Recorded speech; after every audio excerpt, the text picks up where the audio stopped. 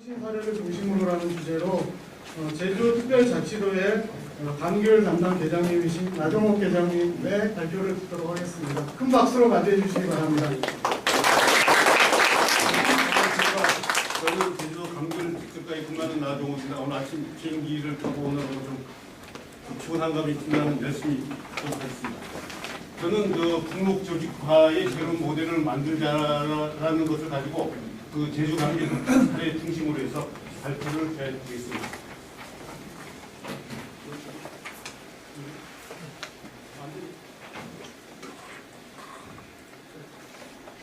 발표 순서는 그 감귤 재배 역사, 감귤 삶의 육성 과정, 감귤 삶의 발전 전략, 결론을 하는 걸로 해서 마치겠습니다.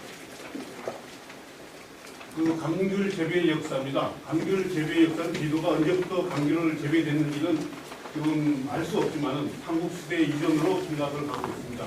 지금도 그 설교에 아시는 분들이 있겠습니다만 골목이 앞에 그 서점이라는 곳이 있습니다. 그쪽에 보면 그 콩물이 이제 자생하고 있습니다. 그래서 삼국시대 이전부터 우리 제주에는 감귤이 재배되고 있다고 볼 수가 있습니다. 그리고 문헌상의를 보면은 그 삼국사기에 백제 봉기에 보면 문조왕 2년에 그 토산품을 그 바쳤다는 그런 기록이 나와 있고, 저 백제 동성왕 20년에 보면은 그 또 감귤을 바쳤다는 걸 봐서 삼국시대 이전에 그 제주에서는 그 감귤을 재배하고 있다고 볼 수가 있습니다. 또 이쪽에서 그 옛날 탐나보기 역사를 보면은 그 우리나라에서는 그 찾아보기가 힘든 것들이 많이 있습니다. 그 일본 서기라든지 일본에서 보면 만유가라든 그 일본 역사에 보면은 제주도가 일본에 교류를 하면서 감귤을 특산품으로 해서 바쳤다. 그런 기록들이 종종 볼 수가 있습니다. 그리고 고려 시대에 그 들어오면서부터 태종 8년에 탐나북에서 그 사진을 확인을 해서 그 감귤을 그 바쳤다는 그런 기록이 있고, 그 이후에는 그 고려 시대 보면 그 팔관이라든지 중앙절 그 나라에서 큰 행사 때마다 그 특사를 확인해서 감귤을 바쳤다는 기록들을 봐서 굉장히 중요하게 여겼던 걸로 생각이 됩니다.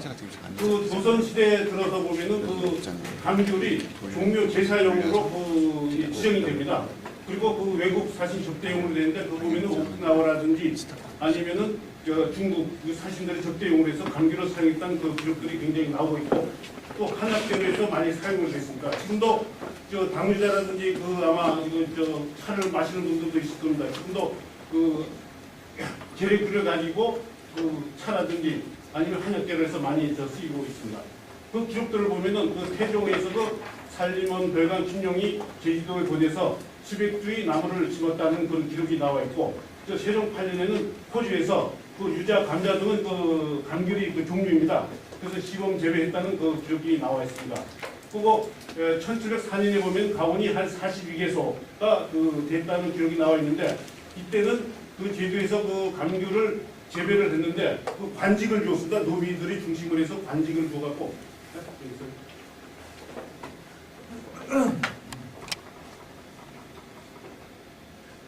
그 조선시대 그 1700년대에 보면은 그 감귤을 그 굉장히 귀한 그 작물로 여겨서 그 노비들이 그 관직이라는 그 배수를 주어갖고 그 관리를 하게 됩니다. 그래서 그 40여 개소에서 이제 공납을 하는 그런 그 가온이 수가 되겠습니다.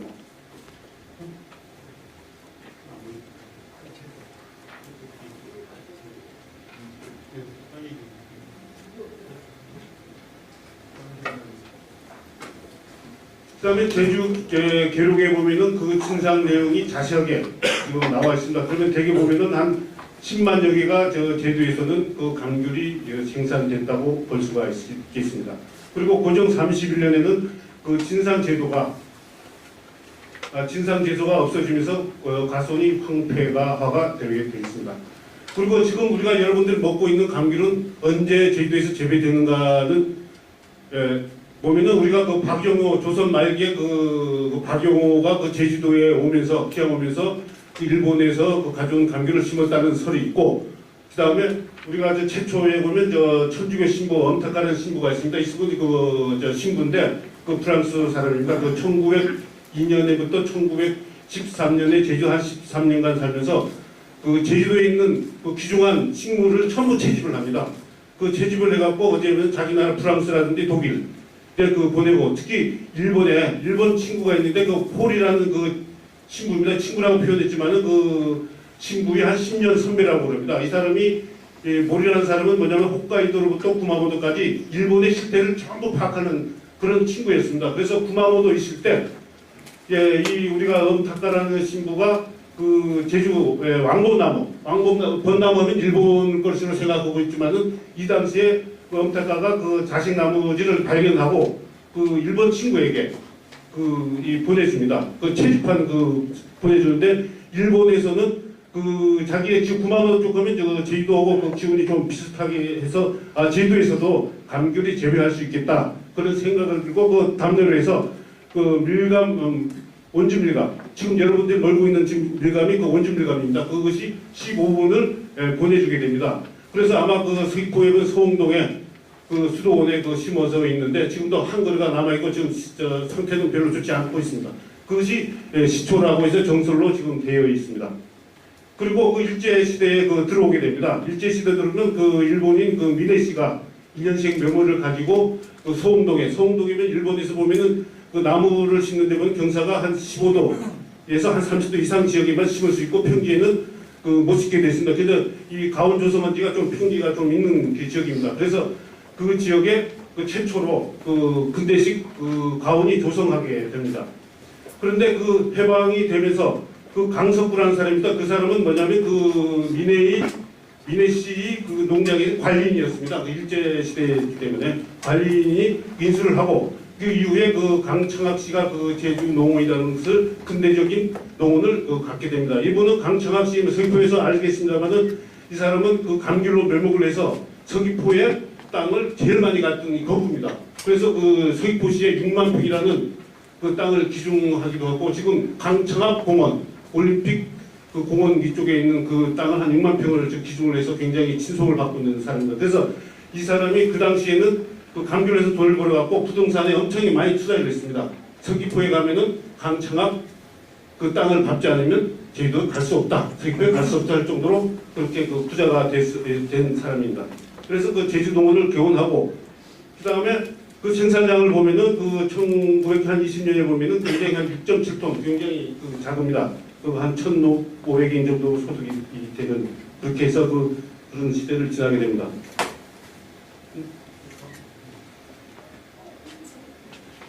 그 다음에 우리 육성기입니다. 이 제주의 감귤이 굉장히 이제 번성할 수 있고 또 대학나무라고 할 수 있는 여러분들이 제주 가면 대학나무라고 말을 많이 들었죠. 이 시기가 제주도에 있는 대학나무라고 볼 수가 있습니다. 그 당시에 보면 1950년부터 어떻게 되냐면 제일 교포들이 일본에 많이 가 있습니다. 왜 제주도 사람들이 일본에 많이 가게 된 원인은 보면은 일본이 근대화되면서 공장이라든지 노동력이 굉장히 부족하게 됩니다. 그래서 제주도 사람들이 일본에 많이 건너가서 공장에 취입을 많이 하게 됩니다. 그래서 해방이 돼도 돌아보지 못한 분들이 제주도에 많이 남고 그래서 일본에서 보니까 소득이 많은 감귤나무에 굉장히 관심을 갖고 제주도에서 감귤나무를 심으면 되겠다는 그런 생각을 갖고 제주도에 감귤을 보내기 운동을 그때 전개를 됩니다. 이 시기부터. 그래서 시기를 됐고 이 시기는 또 어떤 시기냐면은 감귤이 굉장히 비싼 시기입니다. 한 관 3.75g에 1,000원에서 한 1,200원 정도. 제가 어릴 때입니다만은 가격은 뭐냐면 짜장면 값이 얼마인지 아십니까? 그 당시에 30원입니다. 밀가 3.75 한 관을 팔게 되면은 이게 한 30그릇이나 살 수 있는 그런 값어치 있는 돈이고 그 당시에 농기는 얼마냐면 1,000원에서 한 1,200원, 1,300원 선 갈 수 있는 그런 굉장한 돈입니다. 그래서 여러분들이 감귤나무는 뭐냐면 이것이 한 그루에 보통 10관에서 한 15관 정도 열립니다.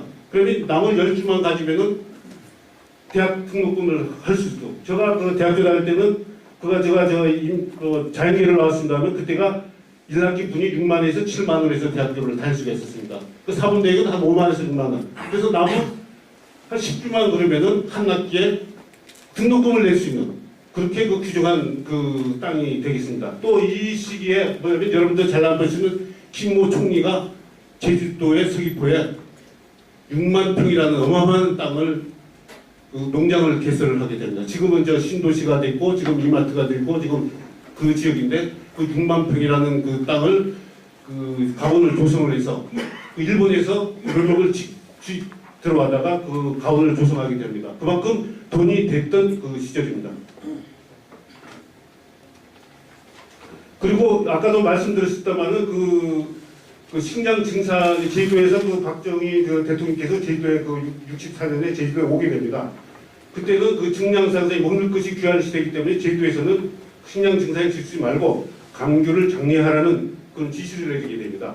그리고 아까도 말씀드렸습니다만은 제일교포들이 그 감귤나무를 굉장히 기증하는 그 운동이 벌어졌습니다. 그때가 이 시기에 얼마나 들어가냐면 한 300만 분이 제주도에 와서 그 나무를 심게 됩니다. 그리고 이것이 계속 88년까지 이어지다가 그 안정기를 됩니다. 근데 저 보면은 1988년까지는 한 17,000헥타까지 그 면적이 불어나고 이때부터가 제주도의 안정적인 감귤 산업으로 발전하는 그 계기가 됩니다. 그리고 이때는 그 소득자로서 자리매김을 하고 이제 그렇게 해서 그 농가가 소득 증대를 갈 수 있는 그 계기가 됩니다. 그러는데 무조건 생산만 되면은 그때는 잘 팔렸습니다. 왜냐하면은 겨울에 나는 이 가을은 감귤밖에 없었습니다. 그래서 그때는 생산만 되면 전부 팔렸기 때문에 농가가 조금이라도 더 생산 내려고 굉장히 밀식 재배라든지 그런 형태로 재배가 됐습니다. 그런 중 89년에 보면은 74만 톤이라는 사상 없는 그 감귤이 생산이 됩니다. 그래서 이때부터 우리 생각이 전환을 가져오게 됩니다. 생산만 해서는 안 되겠다. 생산만 하면은 소득이 안 되겠다. 그래서 이 전환을 가져오게 됩니다. 또 그 감귤 나무 특성이 뭐냐면 1년에 그 경련 결식 현상이 일어나는데 한 년에 잘 달리면은 한 년에는 안 달리는 그 상록수기 때문에 그런 습성을 가지고 있습니다. 그래서 그런 그 정책 전환이 가져올 수 있는 그런 계기가 됩니다. 그리고 그 이후에는 경련 결식 현상으로 해서 한 50만 톤에서 60만 톤이 계속 매 생산이 되고 또 그 1년은 좀 많이 달렸다가 그 이듬해는 적게 달리기 때문에 큰 그 불평이 없게 됩니다. 그리고 1993년에 12월에 보면은 그 유아리 협상이 타결이 됩니다. 유아리 협상이 타결이 되면서 그때 위기의식을 제주도에서는 굉장히 가지게 됩니다. 그래서 그 가격도 하락에 대한 위기의식과 그 오렌지가 수입이 급증할 것이라고 그런 부분들이 굉장히 많이 지금 생각이 돼서 감귤 산업이 위기라는 의식이 농가 전체가 퍼지게 됩니다. 이 시기에 그 오렌지들이 수입한 거 보면 지금도 한 10만 톤, 한 13만 톤이 지금 계속 들어오는 그런 실정입니다. 그 위에 97년부터 보면은 한 69만 3천 톤, 그 후에는 경영결식 때문에 98년도는 한 54만 톤. 계속 그러다 보니까 굉장히 그 과잉 생산 처지가 됐고, 이 당시에는 아까 같이 그런 것이 아니고 밀감을 한 상자에 6,000원 정도 됩니다.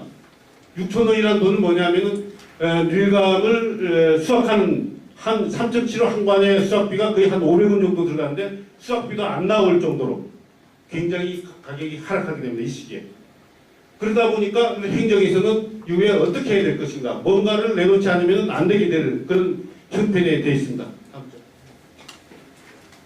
그래서 아마 이것이 전국적으로 없는 조례입니다. 그 감귤 생산 및 유통에 관한 조례를 그때 제정을 하게 됩니다. 이 당시에는 그 감귤을 전체적으로 숲을 보자. 지금 개인적인 것이 아니고 생산에서부터 유통까지 전부 숲을 봐서 그 법안에 전부 담자 하는 그런 내용이 되어 있습니다. 이쪽에 보면 우리 제주도에서는 특별하게 감귤에 대해서만 1년에 3번을 그 관측 조사를 하게 됩니다. 생산량 조사를 하게 됩니다. 또 여기에다 보면은 또 나갈 때는 제주도에서 반드시 귤이 나갈 때는 반드시 신고를 하게 되는 그런 제도를 이제 만들게 됩니다. 또 여기에서 또 안에 출라인원표가 그 조직이 되는데 이것은 생산자 단체, 유통인, 행정, 지도, 같이 전부 망라를 해서 제주도에 있는 전부 망라를 한 그 조직이 출범이 되고 여기서는 그 시장 조사라든지 아니면 자료 수집라든지 갈 때는 이 출라 신고를 아니면 감귤을 나가지 못하는 그런 업무를 추진하게 됩니다. 그 당시에 이 감벌과 적과가 이러는데 옛날 처음에는 그 생산만 해주면 전부 팔 수가 있었는데 이 감벌이라는 것이 이때 등장합니다. 94년부터 감벌의 개념도 몰랐습니다. 제가 그 현장에 있었는데 그 기계 톱이 어떻게 되는지도 몰랐습니다. 톱으로 자르는 게 감벌인 줄 알았습니다. 그래서 이 감벌을 또 그 농가들은 뭐냐면 생산만 하면은 전부 팔 수 있다는 그런 생각이 굉장히 강했던 그런 시기입니다. 그래서 감벌의 개념도 몰랐고 그 저가의 개념도 몰랐습니다. 왜냐하면 생산만 되면은 전부 팔 수 있었기 때문에. 그렇지만은 과잉 생산책이 되면서 감벌이라는 것을 개념을 이제 도입을 하게 됩니다. 그래서 전 공무원들이 이때 전부 그 현장에 나가서 감벌을 하고 감벌로를 날아가고 그 파쇄를 하고 그런 작업이 동원이 됩니다. 그래서 이 당시부터 뭐냐 이 감귤이 정치 장목화 돼가는 현상이 일어납니다. 공무원이 관여를 하게 되기 때문에. 예, 그래서 굉장히 그 우리 그 현장에 있는 공무원들에게 굉장히 어려운 시기였습니다. 그리고 또한 이 시기에는 그 감귤 휴식행자가 그 최초로 그 시행이 됩니다. 그 풍년이 될 시기에는 약재를 살포해서 그 수급을 조절할 수 있는 그런 텐데 이것은 23년하고 24년을 해서 그 실패하는 정책으로 해서 끝나왔습니다. 그런데 그 중에 대대적인 표현이 있습니다. 표현이라는 건 이 방법이 왜냐하면 우리가 그 아까 말씀드린 60만 톤에서 70만 톤, 심지어는 78만 톤까지 나가는 그런 시기이기 때문에 그때서 제일 효과적인 정책이 뭐냐 했을 때 이 감귤 표현 정책이었습니다.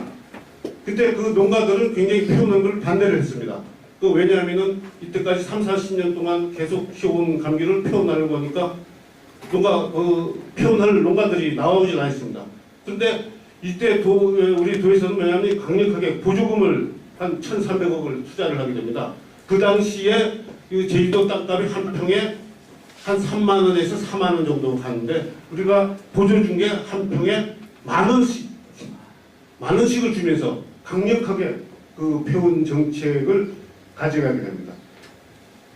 그리고 또 여기는 또한 그 우리 감귤 유통 조절 명령 실시를 하게 되는데 우리가 풍년이 되다 보니까 뭔 대안을 강구를 하다 어떻게 해야 될 것인가, 유통에서는 어떻게 해야 될 것인가, 그 농안법을 다 뒤졌습니다.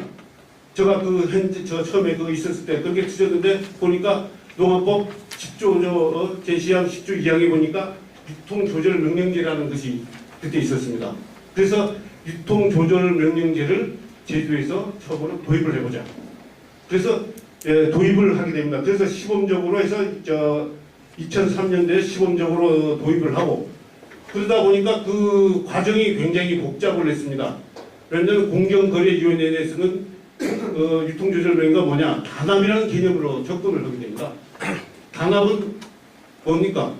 서로가 합쳐서 가격을 안 내리게 한다든지 그런 현상이 되는 거 아닙니까? 근데 우리는 이 논리를 처음에 신청만 하면 되는 줄 알았는데 그렇지 않고 공정위에서 이제 소비자 보호원이라든지 가격을 너네가 올리는 것이 아니냐 굉장히 그 항의가 있고 비판치는 그런 것을 많이 받았습니다. 그래서 논리 개발이 굉장히 어려웠습니다. 그래서 우리 제주도에서는 할 수 없고 용역팀에 주어서 그 논리를 만들어서 이제 그 공정거래위원회에서 단합이 아니다. 왜냐하면 제주도의 그 감귤로가 한 3만여 명이 되는데 그것이 3만여 명이 단합을 할 수 있느냐? 이제 그렇게 해서 풀어가는 적이 있습니다. 그래서 그 2003년에 실시를 해서 꾸준하게 2009년까지 실시를 했습니다. 그 유통조절명령의 효과에 대해서 좀 말씀을 드리겠습니다. 그래서 요구하는 사항이 뭐냐? 농식품부에서 요구하는 사항이 수급 조절을 어떻게 할 것이냐. 처음에 안 남았습니다. 그런데 우리 다행스럽게도 우리 제주도에서는 그 감귤 생산에 관한 유통조례를 만들었기 때문에 유통조례는 어떤 내용이 담고 있냐면은 횡령 51mm 이하, 직접 70mm 이상 그 감귤은 출하를 못하도록 해서 상품과 비상품으로 구분이 되어 있습니다. 이것을 가지고 우리가 수급을 조절을 하겠다. 그래서 그 농식품부에 그런 논리를 가지고 그걸 폈습니다. 그러다 농식품부에서 그것이 허락이 되어 있는데 그렇게 가서 가져갔고 여기에 따라서 그 가락동 시장에서는 그 가락동 시장에서는 이 비상품이라든지 상품이 감귤들이 굉장히 나왔는데 이 유통 조절 명령이 되면서부터 상품으로 이 고품질 감귤이 출하는 그런 계기가 됐습니다. 그런데 그 문제점으로는 이것이 전부 원래 농업법에 보면 특보에서 보조를 해주게 되는데 전부 우리가 제주도에서 도비로 유통 단속병이라든지 경비를 하는 점, 그리고 한계성이 있습니다. 유통 면적의 한계성이라고 하면 유사 도매시장, 법정 도매시장에서는 그것이 단속이 되는데 유사 도매시장에서는 단속이 안 되는 그런 한계점들이 드러나고 있습니다. 그래서 과연 이것이 효과가 있는가는 앞으로 평가를 이제 좀 했는데, 있다는 분도 있고 어떤 분들은 없다는 분도 있고, 그래서 우리 입장에서는 효과가 있다, 네, 그렇게 생각을 하고 있습니다. 다음 점입니다. 이런 과정을 거쳐서 대대적인 이게 유한의 협상이 되고 한칠의 FTA가 결정이 되면서 FTA 기금이 대대적으로 지원을 하게 됩니다. 5개 산업에 한 4,800여 원이 투자를 하고 이쪽에서 구조를 조정하게 됩니다. 그래서 이 시설 쪽에 우리가 3,400여 헥타가 되고 노지는 줄이는 이 방향을 전환을 하게 됩니다. 왜 우리가 요쪽에 투자를 많이 하면 여러분들 잘 알고 있습니다만은 한라봉이라든지 천혜주, 망감리 지금 맛있는 감귤이 나오고 있지 않습니까? 그래서 전부 이 시설 쪽에 재배되는 감귤이 되겠습니다. 그리고 여기에 따라서 종합계획도 출입을 하게 됩니다.